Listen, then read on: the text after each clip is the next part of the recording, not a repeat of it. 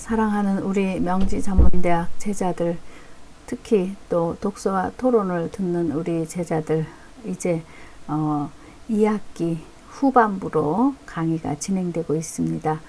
조금은 지치고 힘드시겠지만 그래도 잘 견디고 주어진 생활에 최선을 다하여 추수를 거두는 마음, 보람과 결실 거두시기 바랍니다. 힘들고 지내시기 어려울 때는 잠시 하늘도 보시고 차도 마시고 좋은 음악도 들으면서 쉬엄쉬엄 하시기 바랍니다. 푸르른 하늘과 밤하늘에 별이 있다는 것도 지친 우리들 삶에 한 줄기 위로를 주는 좋은 것이 늘 함께하고 있다는 생각도 하시기 바라며 11차시 1교시 강의를 시작하겠습니다. 오늘 올려드린 글은 우리 강의도 많이 진행이 됐고 그래서 한 번쯤은 뒤도 돌아보고 또 앞으로 갈 날도 생각해 보시라는 의미로 이 글자를 올려드렸습니다. 행은 어디를 간다, 행진, 앞으로 나아간다는 거죠. 갈 행자, 백리, 그러니까 1, 2, 1이 해서 백리까지, 리는 이제 거리를 재는 단위죠. 목표 설정을 내가 저기 어디까지 결정을 했다. 백리를 내가 가겠다 라고 결정을 했는데 한참 가다 보니까 90리까지 간 겁니다. 그러면 10분의 9를 간 거죠. 그러니까 이제 거의 다 왔네 하고 대부분 마음을 좀 이렇게 여유 있게 생각을 하는데, 그러지 말고 100리를 가고 싶어 하는 사람이 90리까지 갔으면 아이고 아직도 반자예요. 2분의 1 반밖에 못 왔으니까 갈 길이 멀구나 이렇게 생각을 하고 마무리를, 끝을, 정말 유종의 미를 거둘 수 있을 때까지 단도리를 다 최선을 다하라는 겁니다. 아직도 갈 길이 먼데 하는 심정으로 다 왔다 하고 마음을 놓을 것이 아니라 조심스럽게 옷깃을 여미고 늘 출발하는 그런 초심의 마음. 그래서 우리가 끝이 좋으면 다 좋다라는 속담도 있지 않습니까? 중도에 그만두면 아니 간만, 아니 시작한만 못하다, 이런 속담도 있듯이 우리 그 서양에서 나온 어떤 얘기에 어떤 사람이 저 땅에 석유가 많이 묻혀 있다 그래서 그 땅을 샀답니다. 그래서 석유가 아주 터질 날을, 석유가 나올 날을 기다리면서 열심히 땅을 파내려갔대요. 그랬는데 도저히 석유가 나올 기미가 안 보여서 그냥 옆집 사람한테 그 땅을 팔아버리고 말았답니다. 그런데 그 땅을 산 사람이 조금 더 파내려가니까 그냥 석유가 그냥 펑 하고 터졌답니다. 그러니까 쉬지 않고 꾸준히 끝을 볼 때까지, 마무리를 다 할 때까지 우리가 최선을 다하는 그런 것이 필요하다, 중요하다.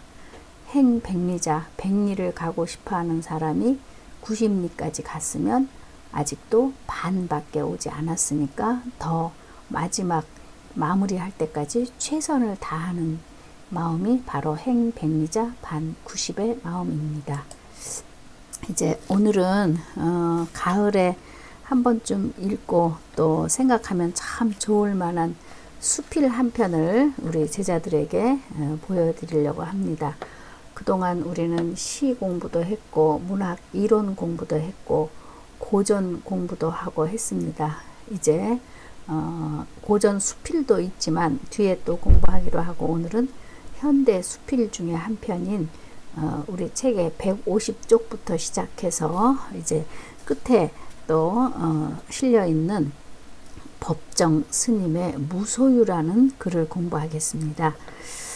그래서 이 법정 스님은 1932년에 태어나셔서 2010년 78세로 돌아가셨는데, 이 무소유라는 글은 이제 1971년에 현대문학이라고 우리나라 문학 잡지가 많은 잡지가 있는데 그 중에 아주 가장 오래된 현대문학이라는 잡지에 무소유라는 수필을 발표를 하셨고, 이 무소유라는 제목으로 된 수필집, 그것이 법무사에서 1976년에 문고본으로 나왔습니다. 여러분들, 문고본은 이렇게 조그마한 책으로 손에다가 딱 잡히기 좋게, 그래서 지하철이나 혹은 버스에서 읽기 좋게 만든 그런 책의 형태입니다. 그래서 한때는 이 문고본이 굉장히 많은 유행을 했었습니다. 그래서 이 문고본이 법무사에서 나온 무소유라는 문고본이 2010년 스님이 돌아가실 때까지 86쇄, 그러니까 86번이나 아주 똑같은 책이 인쇄로 계속 출판돼서 나올 정도로 많은 독자층을 갖고 있는 수필집이고, 수필이고, 정말 베스트셀러, 스테디셀러라고 할 수 있는 그런 좋은 글입니다. 그래서 이 글에 대한 이제 책에 실려 있지 않은 에피소드 한 편을 이야기를 하면, 우리 제자들이 하루 어디 나들이 갈 데 없을까요? 했을 때 저는 아주 1등으로 추천하고 싶은 장소 중에 하나가, 지하철 4호선을 타고 한성대 입구역에 내리면 거기에서 마을버스를 타고 이렇게 올라가면 길상사라는 절이 있습니다. 요즘 뭐 내비에서 길 찾아가기 너무 쉽게 우리 친구들 찾아갈 수 있죠. 길상사. 그런데 그 길상사라는 곳을 제가 소개하는 이유는 그 무소유를 쓰신 법정 스님하고 연관이 되어 있기 때문에 말씀드립니다. 그 길상사라는 절은 처음부터 절이었던 것이 아니라, 거기는 이제 대원각이라는 큰 요리집, 요정, 술집이었습니다. 그 산속에 아주 듬성듬성 이렇게 방을 만들어서 정말 요리집, 기생집, 이런 술집 음식점이었는데, 그곳을 운영하던 이제 주인이 아주 기생의 정말 큰 대장이라고 할 수 있는 우두머리 주인이 김영한이라는 사람인데, 이 김영한이라는 사람은 요즘 우리 제자들, 우리 또 시인들이 가장 많이 공부하고 좋아하는 시인 중에 한 사람이 이제 백석이라는 사람이 있는데, 백석 시인이죠. 백석 시인의 그 북한에서 살았을 때 김영한이라는 분이 여성 기생이니까 그 백석의 연인이었다고 합니다. 정말 사랑을 했는데 나중에 이제 남한에 내려와서 뭐 이제 이렇게 꿈을 갖고 이제 이렇게 갖고 있었는데, 김영한은 남한으로 내려오게 됐고 이제 백석은 내려오지 못한 이런 상황이었는데, 이 김영한이라는 기생은 백석 시인을 연인으로 정말 평생 생각하면서 이제 그 대원각이라는 큰 요리집을 운영해서 거기 재산이 한 1,000억 정도가 됐다고 합니다. 그런데 이 재산을 어디다 누구에게 맡겨서 잘 운영을 하게 할까 했을 때, 일면식도 없던 이 법정 스님의 무소유라는 글을 읽고 무작정 법정 스님에게 여기를 다 맡길 테니까 잘 운영을 해 주십시오. 그렇게 해서 이 법정 스님이 맑고 향기롭게라는, 정말 이름도 좋죠. 맑고 향기롭게라는 재단을 만들어서 거기 요정을 기생 정치하던 그곳을 길상사라는 이름도 정말 상스러운 좋은 의미의 그 절로 그 터를 바꿨습니다. 그래서 나중에 신문사 기자가 이 1,000억이라는 재산을 아무런 조건 없이 무소유를 쓰신 법정 스님에게 맡기면서 아깝지 않으셨습니까? 그렇게 얘기했을 때 다 이 김영한이라는 기생 그 장이 뭐라고 대답을 했는가 하면, 내가 맡기는 이 1,000억이라는 재산은 백석 시인의 시 한 줄 값도 못하다라고 이렇게 답변을 했다고 합니다. 얼마나 멋진 이야기입니까? 저는 그래서 이 법정 스님도 기억을 하시고 백석 시인도 또 기억하고 이 김영한이라는 이 분도 기억을 하는 것도 좋을 것 같아서 이제 이렇게 책에 나와 있지 않은 이야기를 말씀드렸습니다. 자, 그러면 본문을 보시는데 첫 문장의 도입부에 보면은 이렇게 큰 따옴표로 되어 있어요. 세 문장이. 이건 무엇이냐? 우리 제자들도 글을 쓸 때 내가 100마디, 1000마디 쓰는 것보다 때로는 격언이나 금언이나 또 다른 사람의 좋은 말을 인용을 해서 이렇게 갖다 놓으면 내가 쓰고 싶은, 내가 말하고 싶은 생각을 훨씬 더 잘 도드라지게 효과적으로 그렇게 잘 인용할 수가 있습니다. 그래서 우리가 어떤 분야의 공부를 하든 책을 많이 읽어야 된다, 독서를 해야 된다 하는 이유는 내 생각을 다른 사람은 어떻게 더 효과적으로 잘 표현했나, 잘 드러내주고 있나, 이런 걸 끊임없이 읽고 메모하고 또 활용하고 인용 쓰는 거죠. 그래서 내 말과 다른 사람 말을 구분하기 위해서 큰 따옴표로 표시를 하고 한 줄 띄고 글을 쓰는 겁니다. 그래서 이 말은 누구의 말이냐면 정말 인도의 스승이라고 말하는 간디라는 수상의 어록. 그래서 인도의 간디는 뭐 세계적으로도 많은 사람들이 본받고 있는 최고의 그런 어떤 헌신적인 정치인이고 변호사고 인도를 많이 또 승격시킨 인도의 정말 스승이고 세계 사람들이 다 본받는 그 간디라는 사람의 말입니다. 그런데 뭐라고 했는가 보면은 150쪽에 우리 실려 있는 무소유의 첫 문장, 나는 가난한 탁발승이요.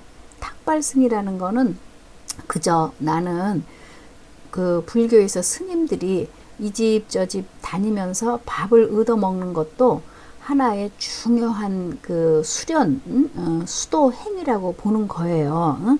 그러니까 다니면서 세상 사도 살피고 하나의 경문을 외우면서 집집마다 다니면서 일종의 밥을 동량해서 얻어먹는 그런 정도의 나는 신분일 뿐이요. 그렇기 때문에 내가 가진 거라고는 물레와 교도소에서 쓰던 밥그릇과 염소젓 한 깡통, 허름한 모포 6장, 수건.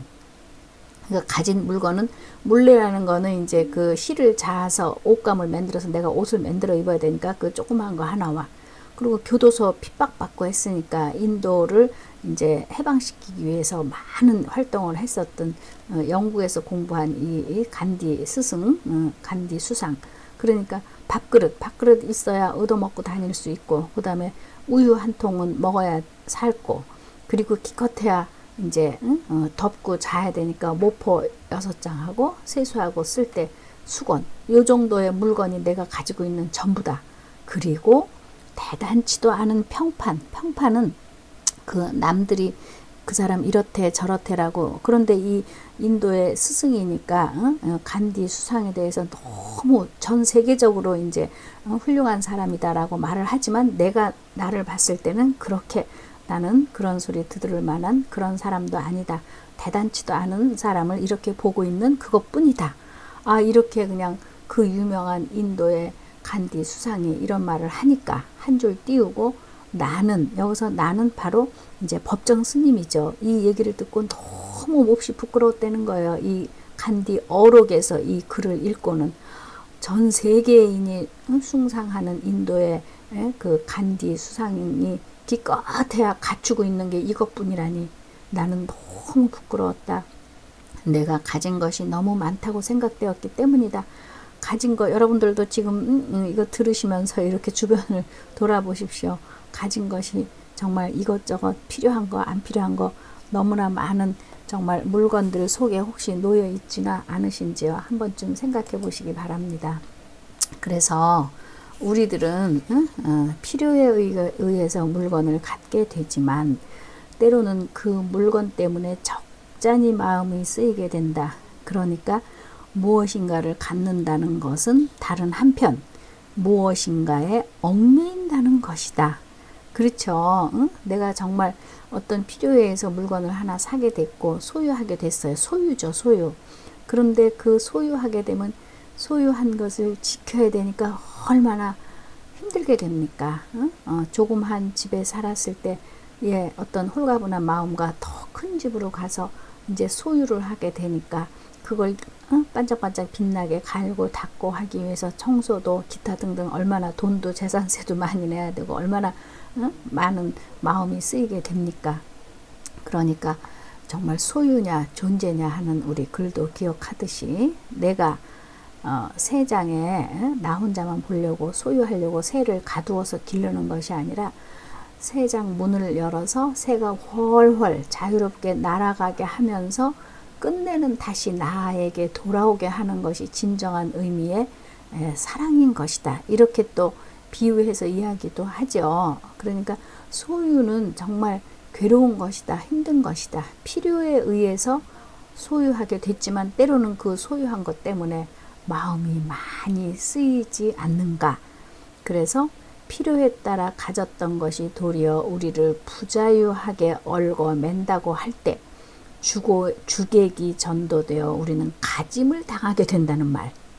이 표현이 참 해석을 요하죠. 가짐을 당하게 된다. 내가 무엇인가를 가졌을 때 그것을 내가 주인으로서 행사하고 부리고 써먹고 활용하고 이렇게 돼야 되는데 오히려 그 물건이 나를 지배하게 될 때 우리 왜 세상에 떠돌아다니는 그 재밌는 말 중에 소위 말해서 이제 가짜 이미테이션 모조 무슨 핸드백 그 다음에 진짜가 있다고 했을 때 모조 짜퉁이라고 말하는 것은 비가 오면 내 머리에 비가 맞지 않기 위해서 머리 위에 올린다고 하는데 진짜를 가졌을 때는 오히려 내 머리가 비를 맞을지언정 뭐 가슴 속에다가 그 가방이 비를 안 맞게 품고 뛰어간다. 뭐 진짜든 아니었든 그랬을 때 물건이 나를 지배하게 됐을 때 생각해 보십시오. 정말 우리는 주객이 전도되는 그런 느낌 아니겠습니까? 그러니까 필요에 의해서 내가 물건을 갖고 그 물건을 누리고 갖고 활용하고 해야 되는데 물건이 나를 반대로 지배하게 되는 거.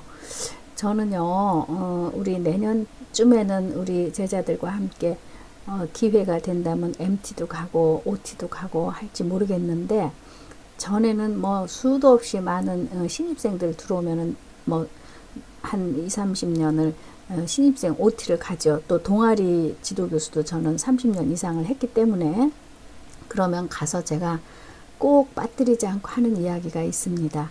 강의실에서 하는 공부만 공부가 아니다. 이런 OT, 신입생 OT에 왔을 때 꼭 알아야 할 것이 있다. 내가 주량이 소주 반 잔인지 소주 한 잔인지 소주 한 병인지를 아는 거 너무 중요하다.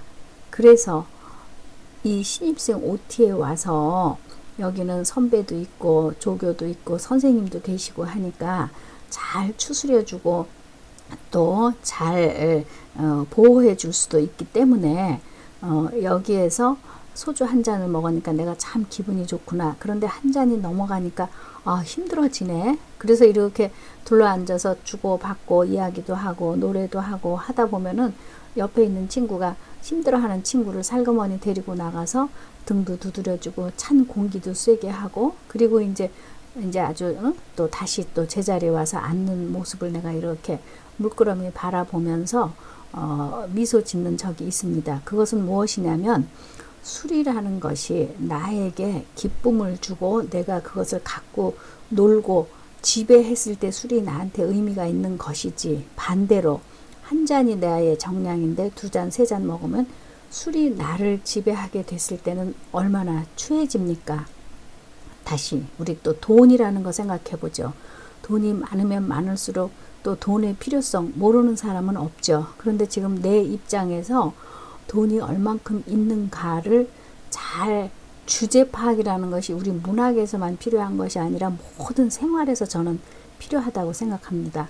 그러니까 돈을 내가 갖고 의미 부여를 하고 열심히 벌어서 그것을 잘 활용해서 내가 기쁨을 주는 정말 좋은 물건 사고 싶은 거 하나 사는 것 그랬을 때 돈이 나한테 의미가 있는 것이지 내 돈이 내가 노력해서 벌은 돈이 아닌 것이 나를 지배했을 때 우리는 결국은 감옥을 가지 않습니까? 주객이 전도돼서 술이 나를 지배하고 돈이 나를 지배하면 절대로 안 되죠. 내가 오히려 그 돈이라는 물건, 술이라는 물건을 잘 부릴 수 있고 잘 활용할 수 있고 내가 기쁨을 누릴 수 있게끔 이렇게 돼야지 돈이 나를 가짐을 당하게 되고 술이 나를 가짐을 당하게 돼서는 안 되지 않습니까? 그러니까 이렇게 물건에 대한 철학 가치관 설정 저는 너무 중요하다고 생각합니다.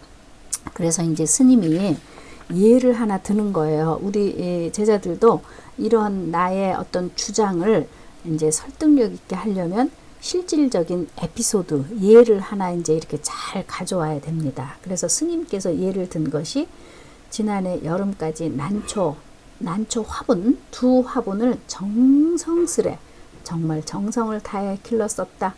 그러니까 얼마나 스님이 이 난초 화분에 정말 집착해서 열심히 잘 기르셨는지 정성이 두 번이나 나올 정도로 이렇게 길렀어요. 그런데 이 난초 두 화분은 어떻게 내가 소유하게 됐는가 하면 3년 전 거처를 지금의 달의 헌을 이제 집이에요. 그 집 거처하시는 곳 방 이름 달의 헌이라는 곳으로 옮겨왔을 때 어떤 스님이 우리 방으로 아유 새로운 거처를 마련하셨군요. 그러면서 축하한다는 의미로 이 난초 화분을 보내주셨다고 합니다.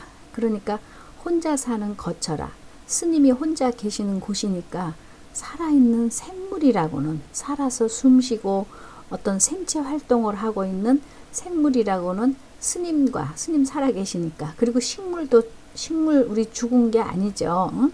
거기에 물을 빨아 올리고 때로는 꽃을 피우기도 하고 잎이 또 지고 나면 또 새로운 잎이 돋고 이렇게 생체 끊임없이 이런 활동을 하고 있는 생물이라고는 나하고 그 애들 뿐이었다. 그 애들이라고 얘기하는 것에서 봐서 우리가 이 스님께서 정말 의인법으로 마치 자식 돌보는 마음으로 우리 둘이 같이 이렇게 살고 있구나. 그래서 저는 이 부분에서 우리 제자들도 또 많은 사람들이 애견 또 애묘 뭐 고양이도 기르고 강아지도 기르는 거 저는 나쁘지 않다고 봅니다. 혼자 있는 공간보다는 누군가 있는 거. 그래서 대화도 하고 이야기도 하고 그래서 이 식물도 살아있는 것이니까 저는 반려식물 이런 말도 널리 쓰는 것이 좋을 것 같아요. 생활 환경이 이제 요즘에는 혼자 거처하는 경우가 많으니까 그러면은 식물을 향해서도 오늘 나 간다 회사 간다 나 오늘 시험 보러 간다 나 합격하기를 좀 너 집에 있으면서도 기도해 줘라 뭐 혹은 또 집 잘 보고 있어 우리 왜 나 혼자 산다라는 TV 프로그램의 기획 의도가 많은 공감을 불러일으키고 있는 이유가 있다고 저는 생각해요. 거기도 이렇게 상근이라는 큰 인형 하나 갖다 놓고 때로는 끌어안기도 하고 때로는 말도 하고 이렇게 해서 이제 스님이 직업이라고 한다면은 스님도 사람이니까 이 식물들하고 이렇게 이제 둘이서 같이 대화를 하면서 지내시는 겁니다. 이제 그러면서 이렇듯 애지중지 가꾼 보람으로 여기서 이제 이렇듯 하고 이제 151쪽으로 우리가 아까 150쪽에서 시작해서 151로 넘어왔는데 그 중간에 어떤 부분이 있냐면 이제 스님께서는 이 난초를 위해서 그 애들을 위해서 비료도 사다 주고 여름이면 서늘한 곳에 갖다 놓고 겨울이면 따뜻한 곳에 갖다 놓고 아주 갖가지 정성을 다 기울여서 잘 길렀다고 합니다. 애지중지 가꾼 보람이라는 그 앞말에 있는 내용이 전체를 제가 다 쓸 수 없기 때문에 이렇게 이제 전달해 드립니다. 그래서 스님께서 말씀하시기를 아이고 내가 이런 정성을 우리 부모님한테 내가 바쳤다면 얼마나 큰 효자 소리를 들었을까. 근데 오히려 부모님한테는 이렇게 못하고 이 난초 얘네들한테는 그렇게 온갖 정성을 다 기울여서 그렇게 길렀다는 거예요. 그래서 애지중지 아주 사랑하고 또 사랑하고 이렇게 갖고 온 보람으로 이른 봄이면 은은한 향기와 함께 연두빛 꽃을 피워 나를 설레게 했다. 아주 그냥 그 내가 갖고 오고 정성을 다했더니 나를 향해서 꽃을 피워주기도 했고 그 난초의 잎은 초승달처럼 항상 항시 아주 깨끗하고 맑고 투명하고 그랬었다. 그래서 우리 달의 헌을 찾아온 사람마다 내가 거처하는 이곳을 손님들이 오실 경우도 있겠죠. 어머 어쩜 이렇게 난초를 잘 기르셨어요. 너무 싱싱해요. 또 난초 향이 좋아요. 모두가 한결같이 좋아라고 했다. 그 가꾼 보람을 그러니까 그 기쁨을 누리기 위해서는 우리가 얼마나 많은 그런 시간과 애정과 가꿈을 줘야 되는지 그것을 이제 여기서 보여주고 있는 것입니다. 이제 다음 장면으로 2교시에서 넘어가도록 하겠습니다.